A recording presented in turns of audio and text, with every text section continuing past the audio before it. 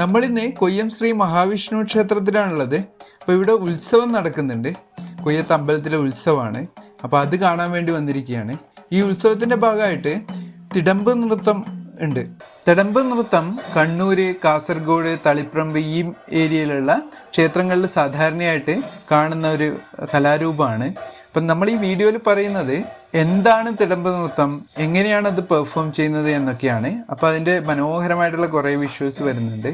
ഇവിടെ തിടമ്പ് നൃത്തം അവതരിപ്പിക്കുന്ന കലാകാരൻ മാധവൻ നമ്പൂതിരിയാണ്. അപ്പം നമ്മൾ കുറേ കൊല്ലമായിട്ട് അറിയുന്ന ഒരാളാണ്. അപ്പോൾ അദ്ദേഹത്തിൻ്റെ നല്ല ഭംഗിയുള്ള ചുവടുകളും അതിൻ്റെ താളത്തിനനുസരിച്ചിട്ടുള്ള നൃത്തങ്ങളും അതൊക്കെ നമുക്ക് ഈ വീഡിയോയിൽ കാണാം. അപ്പോൾ അതാരും മിസ് ചെയ്യണ്ട. അപ്പം ചാനൽ സബ്സ്ക്രൈബ് ചെയ്യാത്തവർ സബ്സ്ക്രൈബ് ചെയ്ത് ലൈക്ക് ചെയ്ത് കമൻ്റൊക്കെ ചെയ്ത് സപ്പോർട്ട് ചെയ്യുമെന്ന് വിചാരിക്കുന്നു. അപ്പം നമുക്ക് വീഡിയോയിലേക്ക് പോവാം. തിടമ്പ് നൃത്തം ദൈവത്തിന് ക്ഷേത്രത്തിൽ നിന്ന് പുറത്തേക്ക് കൊണ്ടുവന്ന് ഭക്തജനങ്ങൾക്ക് ദർശനം നൽകുക എന്നൊരു ആചാരത്തിൽ തുടങ്ങിയിരിക്കുന്നത്. തിടമ്പ് നൃത്തം കണ്ണൂർ, കാസർഗോഡ് എന്നീ ജില്ലകളിൽ കാണുന്ന ഒരു പാരമ്പര്യ ക്ഷേത്രകലയാണ്. കേരളത്തിൻ്റെ വടക്കൻ ജില്ലകളിലാണിത് സാധാരണയായി കാണപ്പെടുന്നത്. ഇത് ഭക്തിയുടെയും ആചാരാനുഷ്ഠാനത്തിൻ്റെ അടിസ്ഥാനത്തിൽ നടത്തുന്ന ഒരു ക്ഷേത്ര കലാരൂപമാണ്. ഇവിടുത്തെ ക്ഷേത്രങ്ങളിലെ ഉത്സവത്തിൻ്റെ ഭാഗമായിട്ട് ഒഴിച്ചുകൂടാൻ പറ്റാത്തൊരു ആചാരമായിട്ടാണ് തിടമ്പ് നൃത്തം അവതരിപ്പിക്കാറ്.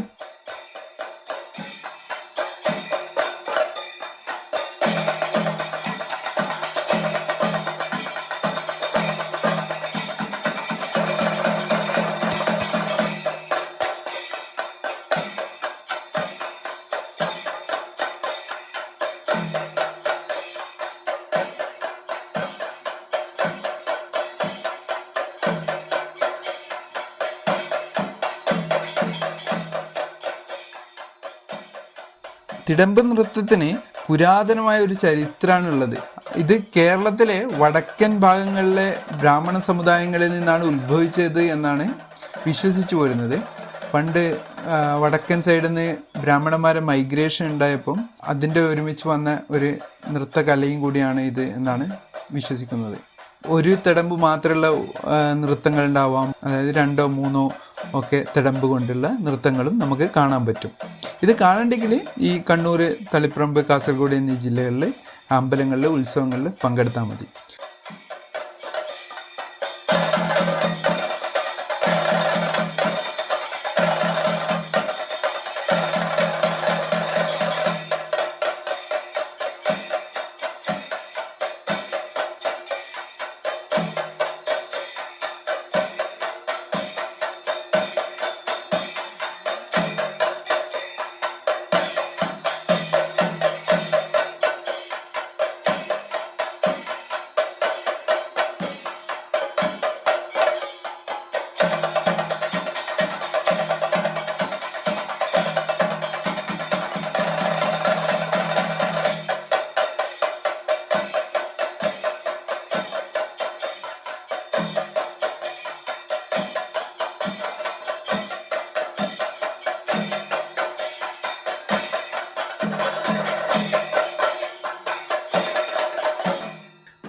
ഈ തിടമ്പ് നൃത്തം അമ്പലത്തിൻ്റെ അകത്തും പുറത്തുമായിട്ടാണ് ഇത് സാധാരണയായി നടക്കാറ്. അപ്പോൾ അമ്പലത്തിൻ്റെ അകത്തും നൃത്തം പെർഫോമൻസ് ഉണ്ടാവും, പുറത്തും ഉണ്ടാവും. അപ്പോൾ ഈ ഉത്സവം നടക്കാൻ, അതായത് ഈ തിടമ്പ് നൃത്തം നടക്കാൻ ഏകദേശം ഒരു 10 ആൾക്കാർ മിനിമം വേണം. 7 വാദ്യക്കാർ, പിന്നെ 2 ആൾക്കാർ വിളക്ക് പിടിക്കാൻ. വാദ്യക്കാരെന്ന് പറഞ്ഞു കഴിഞ്ഞാൽ ഇതിൻ്റെ ഒപ്പം ചെണ്ട, ഇലത്താളം, മദ്ദളം, അപ്പം അങ്ങനെയുള്ള കുറേ താളവാദ്യങ്ങളൊക്കെ ഉണ്ടാവും. പിന്നെ വിളക്ക് പിടിക്കാൻ നൃത്തക്കാരൻ്റെ 2 സൈഡിലും 2 ആൾക്കാരുണ്ടാവും. അവസാനമായിട്ടുള്ള ഒരാൾ നൃത്തക്കാരൻ നൃത്തം പഠിച്ചിട്ട് നൃത്തം അഭ്യസിച്ചിട്ടുള്ള ഒരാളായിരിക്കും. നൃത്തക്കാരൻ വേഷഭൂഷാദികളൊക്കെ അണിഞ്ഞ് ദേവതയുടെയോ ദേവൻ്റെയോ പ്രതിഷ്ഠയുള്ള അലങ്കരിച്ച തിടമ്പ് തലയിലേറ്റി ആണ് നൃത്തം ചെയ്യുന്നത്. അപ്പം ചെണ്ട, ഇലത്താളം ഇങ്ങനെയുള്ള വാദ്യങ്ങളുടെ അകമ്പടിയോടെ ഇവർ പെർഫോം ചെയ്യുന്നത് കാണാൻ തന്നെ ഭയങ്കര ഒരു ഫീലിംഗ് ആയിരിക്കും.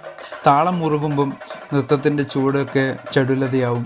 ഒരു മെല്ലനെ രീതി തുടങ്ങിയിട്ട് അങ്ങനെ അതിൻ്റെ മൂർധന്യത്തിലെത്തുന്ന ആ ഒരു രീതിയിലാണ് അത് ചിട്ടപ്പെടുത്തിയിട്ടുള്ളത്.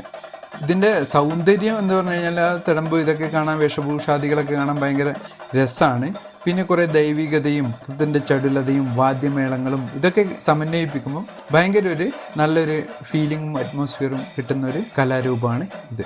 ഞാൻ പറഞ്ഞ് ദീർഘിപ്പിക്കുന്നില്ല, നമുക്ക് ആ നൃത്തത്തിൻ്റെ കുറച്ച് ഭാഗങ്ങളിലേക്ക് പോവാം. ഭയങ്കര രസമുള്ള ഒരു നൃത്തമാണ്. അപ്പോൾ എന്തായാലും നിങ്ങളുടെ വിലയേറിയ അഭിപ്രായങ്ങൾ കമൻറ്റ് ബോക്സിലിടൂ. അപ്പോൾ അത് കൂടുതൽ വീഡിയോകൾ ചെയ്യാൻ നമുക്ക് പ്രചോദനമാണ്. അങ്ങനെ ചെയ്യുമെന്ന് വിചാരിക്കുന്നു.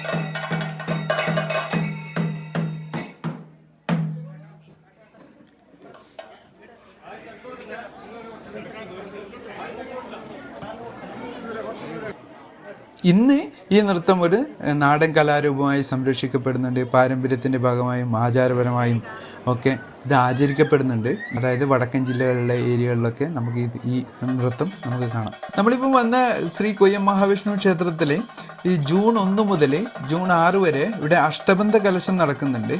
അങ്ങനെ ഒരു വലിയ പരിപാടി ഇവിടെ നടക്കുന്നുണ്ട്. വരാൻ പറ്റുന്നവരൊക്കെ ഇവിടെ വന്ന് അതിനൊക്കെ സപ്പോർട്ട് ചെയ്യണമെന്ന് അഭ്യർത്ഥിക്കുന്നു.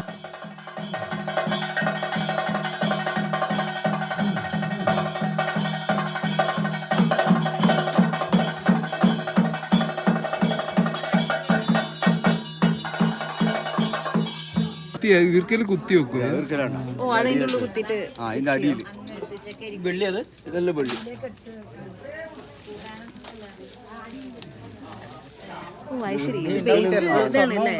ഈർക്കല് നൂല്, ഇത് വെറും ചട്ടം മാത്രമേ ഉള്ളൂ. പൂവാണ് ഇതെല്ലാം ഓയിൽ പിടിപ്പിക്കാൻ വേണ്ടിട്ട് ആരെയും പൂവെല്ലാം. മാധവേട്ടൻ എത്ര 1 മണിക്കൂർ എടുത്തിട്ട് ചാർത്തിയതാ?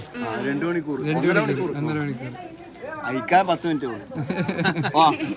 എന്നാ ശരി. അതുപോലെ ഈ പച്ച ഇത് ഉദരത്തിന് വേണ്ടിട്ട് കെട്ടുന്നതാണ്. പ്രഭ ആദ്യം ഈ പ്രഭ കെട്ടിപ്പിടിപ്പിച്ച് ഈ പ്രഭ ഇതെല്ലാം ചാർത്തി കഴിഞ്ഞിട്ട് ഇത് ബിംബത്തിലേക്കാടെ പ്രഭ ഇറക്കി ആടെ വെക്കുക. ഈ ബേസ് വീണ്ടും ഉപയോഗിക്കോ? ഇത് ഉപയോഗിക്കും, ഈ മുളകരുത് ഉപയോഗിക്കും. മറ്റേ മാലി അതൊന്നും ഉപയോഗിക്കൂല. വെള്ളിയെല്ലാം ഉപയോഗിക്കും. അതെല്ലാം ഉപയോഗിക്കും. ചട്ടം ഉപയോഗിക്കും, മാല മാത്രം ഉപയോഗിക്കും. ഇപ്പോൾ ഒരു പിന്നെ ചില ക്ഷേത്രത്തിൽ 3 ദിവസം അടുപ്പിച്ചിട്ടൊക്കെ ഉണ്ടെങ്കിൽ ചിലപ്പോൾ എല്ലാം മാറ്റും. ചില സ്ഥലത്ത് എല്ലാം മാറ്റും. ചില സ്ഥലത്ത് ഈ ചില മാലകളെല്ലാം മാറ്റിയിട്ട് പുതിയ ഓരോ ദിവസം കഴിയുന്നതിന് ചെറിയ മാറ്റങ്ങൾ. ഇത് ചന്ദനത്തിൻ്റെ ആണ്. മുമ്പ് തുളസിയും പിന്നെ ഇത് കൂവളമൊക്കെ തന്നെ എടുക്കല്. ഇപ്പം പിന്നെ ചന്ദനത്തിൻ്റെ ഇല. ഇത് വളരെ നീളത്തിൻ്റെ മാലയാണ്. ആ മാല മടക്കി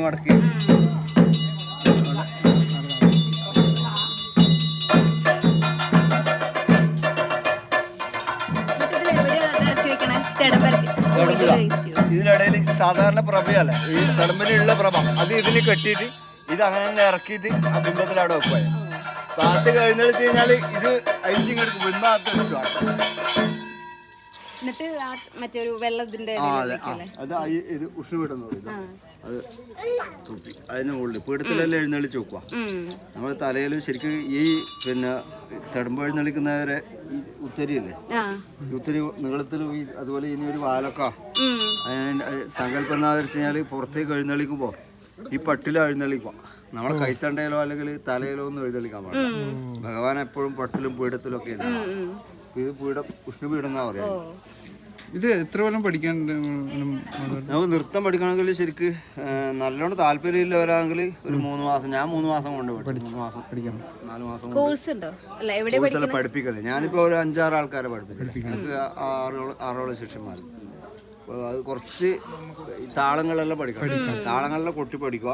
പിന്നെ ഇവരുമായിട്ട് എങ്ങനെയാ സിങ്ക് ആവുക? ഇവരായിട്ട് താളത്തിന്റെ മുകളിലല്ല, നല്ല താളല്ലേ, 4 താളത്തിലല്ലേ.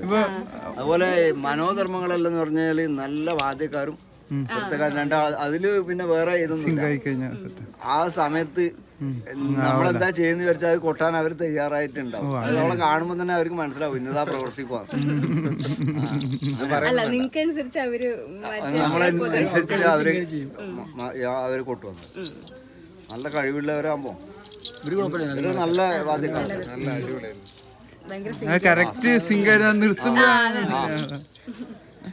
അവരന്നേരം അത് നോക്കുക. ചെറിയ എന്തെങ്കിലും മിസ്റ്റേക്ക് വന്നിട്ടെങ്കിൽ ശരിക്കും രണ്ടാണ് അവര് മിസ്റ്റേക്ക് പറ്റിക്കഴിഞ്ഞാൽ ഒന്നും ചെയ്യാനില്ല. ഒരു ഒട്ടുമുക്കാലും അവര് വളരെ ശ്രദ്ധിച്ചിട്ട് ചെയ്യും. ആ സമയത്ത് കൈവരണല്ലോ.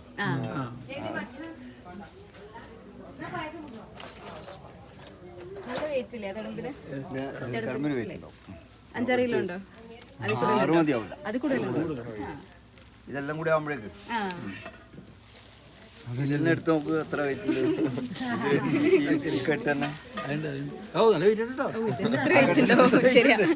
ഇതെല്ലാം കംപ്ലീറ്റ് പിന്നെ ഈ ആഭരണമില്ലേ അല്ല അതാ ഞാൻ പറഞ്ഞ ഭയങ്കര സ്റ്റാമിന ആണെന്ന് പറയാം. 1 മണിക്കൂർ ഇതും വെച്ചിട്ട് അതിന്റെ ഇടയിൽ ഇതില്ല ആ. ഈശ്വരാനുഗ്രഹം കൊണ്ടാണ് മാറ്റാവൂല. ഞാൻ പറഞ്ഞ തൃച്ചപുരത്തിൽ അമ്മോ അത് നമുക്ക് തന്നെ അത്ഭുതപ്പെട്ടു അദ്ദേഹം എങ്ങനെ ഇത് ചെയ്യുന്നു. കൊറേ സമയം വേണല്ലോ. ആ അല്ല 1 മണിക്കൂർ ചുരുങ്ങിയതില്ലേ? അപ്പൊ പയ്യാവൂര് ഏകദേശം ഒരു 5:40 വൈകുന്നേരം എഴുന്നള്ളിച്ച് കഴിഞ്ഞാൽ രാത്രി 8:15 അതുവരെ തലയിൽ തന്നെ. പിന്നെ മേളവും വെള്ളം കുടിക്കാനും പറ്റൂല. നിക്കാൻ പോലും പറ്റില്ല. എല്ലാ ഈശ്വരാനുഗ്രഹം കൊണ്ടേ ആവും. മറ്റ് 10-ാം തീയതിത്തെ ഉത്സവമുണ്ട് പയ്യാവൂര് തോട്ടം ശങ്കരനൊക്കെ. ശങ്കർ എത്ര നേരം കുറേ സമയം, അത് ഉച്ചക്കല്ലേ. വേറെ ഒന്നും അതിൻ്റെ ഇടയിൽ വെള്ളമൊന്നും കുടിക്കാൻ പറ്റില്ല. പക്ഷെ അന്നേരം തോന്നൂല കേട്ടോ. അന്നേരം നമ്മൾ അതിലും വേറെ ഏതോ ഒരു ലോകത്താണ് ആ സമയത്ത്. ഒരുതരം വിഭ്രാന്തി ഉണ്ടാവില്ല മനസ്സിന്റെ. ആ വിഭ്രാന്തിയാണ് ആ സമയത്ത്. അത് ആ വിഭ്രാന്തിനെ ഉള്ളിൽ പോകുള്ളൂ. അല്ല ഈ വെയിറ്റ് കൊടുത്ത് ചെയ്യണ്ടേ ഇത്രയും സമയം. അന്നേരം നമ്മളൊന്നും ആ ഒരു സമയത്ത് ചെറിയൊരു ഇതുണ്ടാവും. കൊട്ടിയോറിക്കലെല്ലാം പറയുന്നില്ലേ, പാണിയുടെ എണ്ണങ്ങളെല്ലാം കൂട്ടിയിട്ട് ആ ഒരു കൊട്ടിയോറിക്കൽ. ആ കൊട്ടിയോറിക്കൽ അവരെ കൊട്ടിന്റെ ഇതിനനുസരിച്ചിട്ടാണ് പിന്നെ നമ്മളെ ഒരു ചെറിയൊരു ഒരു പ്രത്യേക ഒരു ആനന്ദല്ലേ അത് കിട്ടാനുണ്ട്. അത് കിട്ടിക്കഴിഞ്ഞാൽ പിന്നെ ഒന്നും അറിയില്ല. ആ ഒരു സമയത്ത് അങ്ങനെ അങ്ങ് പോകും. വേറെ ഗുരു ഞാൻ കാങ്കൂര് കൃഷ്ണമാരാറ് മാരാറുണ്ട്. അദ്ദേഹം ഒരുപാട് ആൾക്കാരെ പഠിപ്പിച്ചു. മാരാറ് അവർക്ക് അടിസ്ഥാന താളവും നന്നായിട്ട് വൃത്തിയായിട്ട് സ്റ്റെപ്പൊക്കെ ഗംഭീരം. എന്തായാലും നൃത്തം ഗംഭീരായി.